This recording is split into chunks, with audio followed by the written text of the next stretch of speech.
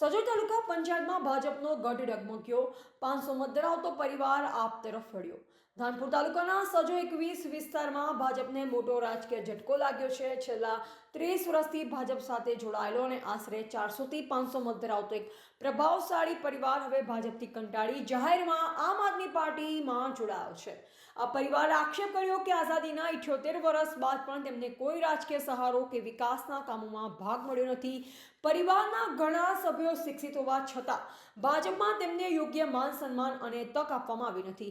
પરિવારના યુવાનો, વડીલો અને સમગ્ર કુટુંબે એક સાથે નિર્ણય લઈ હવે આમ આદમી પાર્ટી સાથે જોડાઈ નવી રાજકીય દિશામાં આગળ વધવાનો સંકલ્પ વ્યક્ત કર્યો છે।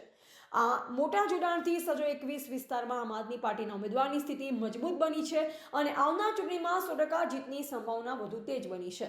આજે તારીખ 22 બુધવારના રોજ 2026 350-400 પરિવાર લઈને આમ આદમી પાર્ટીમાં અમે જાહેરથી જોડાઈ છે।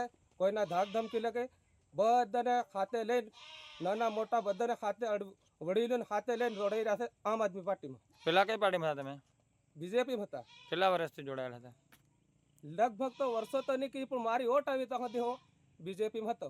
તમારા આખા પરિવારની કુલ કેટલું મતદાન થાય? મતદાન થાય અમારો લગભગ 400 થી 350 450 ની મતદાન થાય। 3 ફળિયામાં અમારું મતદાન છે।